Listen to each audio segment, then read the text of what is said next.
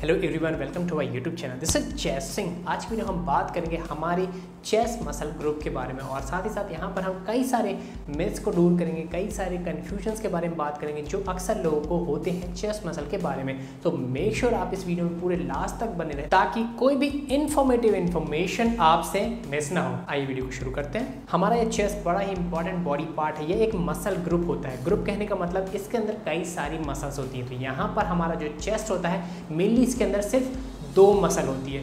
मैं फिर से बोल रहा हूँ, इसके अंदर सिर्फ दो ही मसल होती है जिसका नाम है पेक्टोरालिस मेजर और दूसरी है पेक्टोरालिस माइनर। जैसे आम आप जिम की बोलचाल की भाषा में सुनते आए होंगे कि अपर चेस्ट हो गया, मिडिल चेस्ट हो गया, लोअर चेस्ट हो गया, तो यहाँ पर ऐसा बिल्कुल नहीं होता। हमारे यहाँ पर चेस्ट मसल ग्रुप के अंदर सिर्फ दो ही मसल होती है जो कि है पेक्टोरालिस मेजर और दूसरी है पेक्टोरालिस माइनर। जैसे कि आप इस समय इमेज पर देख पा रहे होंगे, ये जो पेक्टोरालिस मेजर होता है ये काफ़ी बड़ा मसल होता है हमारे अपर बॉडी का। जैसे कि आप इस समय साइज़ के हिसाब से ही देख पा रहे होंगे, ये काफ़ी थिक होता है, काफ़ी स्ट्रांग होता है और काफ़ी बड़ा एरिया कवर करता है हमारे अपर बॉडी का। पेक्टोरालिस एक सुपरफिशियल मसल है, ये बाहर की तरफ होती है, बाहर से दिखाई देती है। वहीं अगर जब हम बात करें पेक्टोरालिस माइनर की तो यह एक डीप मसल होती है। यह हमारे पेक्टोरालिस मेजर के नीचे होती है, यह अंदर होती है और इसका जो साइज होता है वह भी छोटा होता है, यह थिन भी होती है, जैसे कि आप इस समय इमेज में देख पा रहे होंगे। तो अभी तक यह क्लियर हो गया कि हमारे चेस्ट मसल ग्रुप में सिर्फ यही दो मसल है। अब हम आगे बढ़ते हैं, एक एक करके इन दोनों के बारे में बात करते हैं।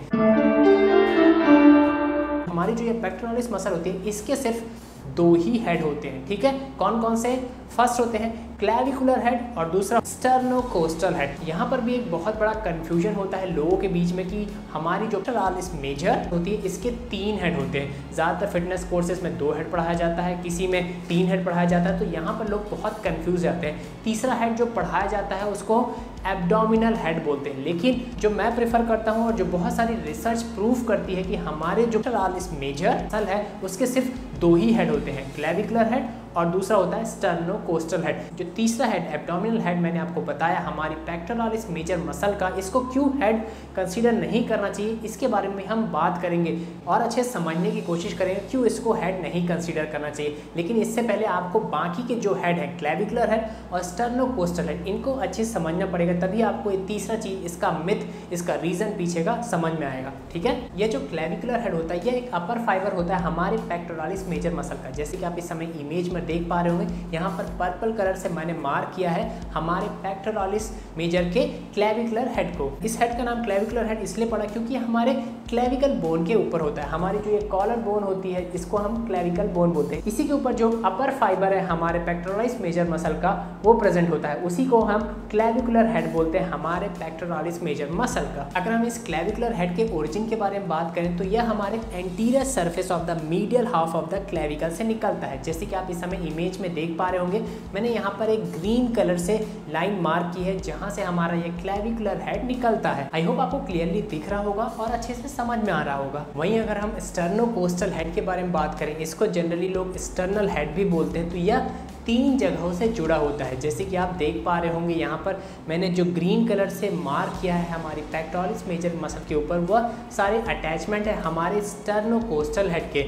यहाँ पर हमारा जो स्टर्नोकोस्टल हेड है वो तीन जगहों से अटैच होता है, जिसमें से पहला है outside border of the sternum. जैसे कि आप इस समय इमेज में देख पा रहे होंगे, यहाँ पर जो हमारे बोन होती है स्टर्नम, जिससे हमारे रिब्स आकर जुड़ी होती हैं, उसको स्टर्नम बोलते हैं। तो हमारे स्टर्नम के आउटसाइड वाले बॉर्डर में हमारा ये पेक्टोरालिस मेजर मसल अटैच होती है। दूसरा यहाँ पर यह सुपीरियर 6 कॉस्टल कार्टिलेजेस के साथ जुड़ा होता है। यहाँ पर सुपीरियर कहने का मतलब होता है जो हेड की तरफ हो, जो ऊपर की तरफ होता है सुपीरियर बोलते हैं। और यहाँ पर जो कोस्टल कार्टिलेज कहने का मतलब होता है, कार्टिलेज तो आप जानते ही होंगे क्या होता है। कार्टिलेज एक कनेक्टिव टिश्यू होता है, इलास्टिक थिक टिश्यू होता है जो हमारे बोन को दूसरे बोन्स के साथ कनेक्ट करता है। तो यहाँ पर क्या होता है, हमारी जो रिब्स हैं जो कि एक तरह की बोन है, ठीक है, वो उसको स्टर्नम बोन से कनेक्ट करने का काम करते हैं ये कोस्टल कार्टिलेज। जैसे कि मैंने आपको हमारे बोन एनाटॉमी वाले चैप्टर में बताया था कि हमारे जो रिब्स होती हैं कई तरह की होती हैं, ट्रू रिब्स हो गई, फॉल्स रिब्स हो गई, फ्लोटिंग रिब्स हो गई। तो यहाँ पर जो टॉप 6 रिब्स हैं पहले नंबर, दूसरी नंबर, तीसरी, चौथी, पांचवी, छठवीं जो मैंने यहाँ पर मार्क की है। तो इसके साथ ही हमारी पेक्टोरलिस मेजर का स्टर्नोकोस्टल हेड जुड़ा हुआ होता है। और यहाँ पर जो कोस्टल वर्ड यूज हुआ है, कोस्टल कहने का मतलब होता है किनारे। यहाँ पर क्या जो हमारी मसल है वह कार्टिलेज के किनारे किनारे के ऊपर से जुड़ी हुई है, इसलिए यहाँ पर एक कोस्टल वर्ड अटैच हुआ है। तो ये जो दो अटैचमेंट मैंने अभी आपको बताया, इन दोनों के नाम यूज करके ही हमारे इस स्टर्नोकोस्टल हेड का नाम बना है। स्टर्नल लिया हमारे पहले पॉइंट से और कोस्टल लिया सेकंड पॉइंट से, इन दोनों को मिला के स्टर्नोकोस्टल हेड नाम दिया गया है। और जनरली इस स्टर्नोकोस्टल हेड को लोग स्टर्नल हेड भी बोल देते हैं, वह भी गलत नहीं है, आप उसको यूज कर सकते हैं। स्टर्नल हेड आप एक बोल सकते हैं कि एक अल्टरनेटिव नाम है इस स्टर्नोकोस्टल हेड का। वहीं जो तीसरा पॉइंट आता है हमारे स्टर्नोकोस्टल हेड के अटैचमेंट का, वह है upon a recess of the external oblique muscle.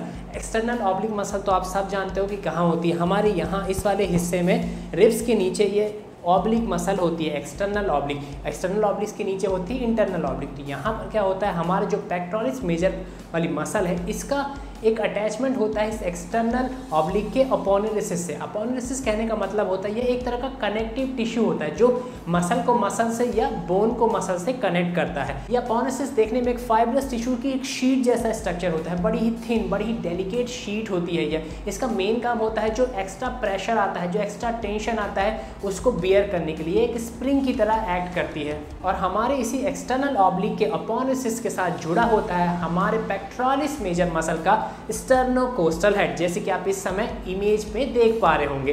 और जहाँ जहाँ भी आप सुनते आए होंगे, जिस कोर्स में आप सुनते आए होंगे, जिस बुक्स में आप सुनते आए होंगे कि हमारे पेक्टोरलिस मेजर मसल के 3 हेड होते हैं, तीसरा हेड एब्डोमिनल हेड होता है, तो वहाँ पर जो एब्डोमिनल हेड वो लोग बोलते हैं वो इसी अटैचमेंट को रिफर करते हैं। जो यहाँ पर आपको सी पॉइंट दिख रहा है जहाँ पर हमारी aponeurosis of the external oblique muscle के साथ हमारा पेक्टोरलिस मेजर का स्टर्नोकोस्टल हेड अटैच हो रहा है, तो इसी अटैचमेंट को वह तीसरा हेड एब्डोमिनल हेड वो लोग बोल देते हैं और कंसीडर करते हैं। लेकिन अगर हम एक साइंटिफिक अप्रोच की बात करें तो हम इसको हेड नहीं बोल सकते, क्योंकि हेड हम उसको बोलते हैं जहां पर कोई मसल फाइबर किसी बोन से बाहर निकलता है। लेकिन यहाँ पर जो मसल फाइबर है हमारे पेक्टोरलिस मेजर मसल का, वह बोन से बाहर नहीं निकल रहा, वह एक अपोनेलिसिस से निकल रहा है, वो किसी दूसरी मसल के अपोनेलिसिस से निकल रहा है, तो वह बोन से नहीं निकला। तो जब कोई चीज़ बोन से नहीं निकली तो उसको हम हेड नहीं बोलते हैं। तो इसीलिए हमको हमेशा ये क्लियर रहना है कि हमारे पेक्टोरलिस मेजर मसल में सिर्फ 2 ही हेड होते हैं।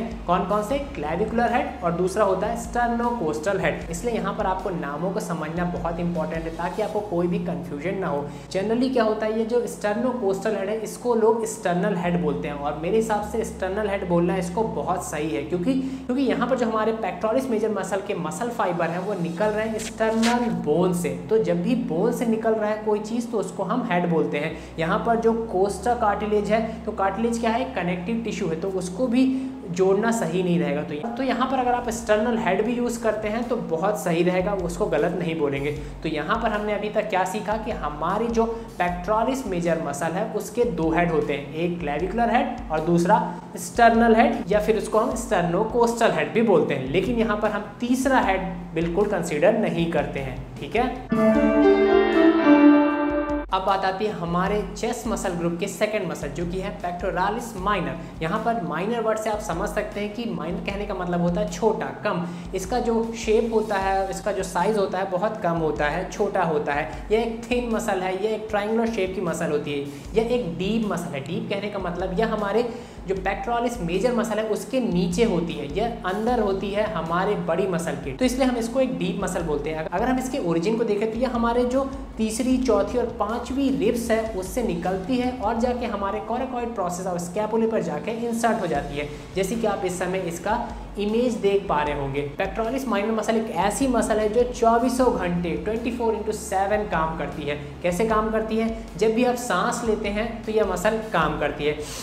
जैसे मैं सांस लिया, सांस छोड़ा, तो यहाँ पर मेरी ये जो पेक्टोरलिस माइनर मसल है ये काम आती है हमारे रिब्स को रेस करने में जब हम ऑक्सीजन इनहेल करते हैं, ठीक है। सो आज की वीडियो में इतना ही। आई होप आपको अच्छी तरह से क्लियर हो गया होगा हमारे चेस्ट मसल ग्रुप के बारे में, और नई नई जानकारी यहाँ पर आपको सीखने को मिली होगी। तो इसी तरह की मज़ेदार जानकारियाँ, इन्फॉर्मेटिव इन्फॉर्मेशन आपको हमेशा मिलती रहे, उसके लिए मेरे चैनल को सब्सक्राइब कर लें and hit the bell icon, ताकि जो भी मैं नए वीडियोज़ बनाऊँ वो आप तक सबसे पहले पहुँच जाए।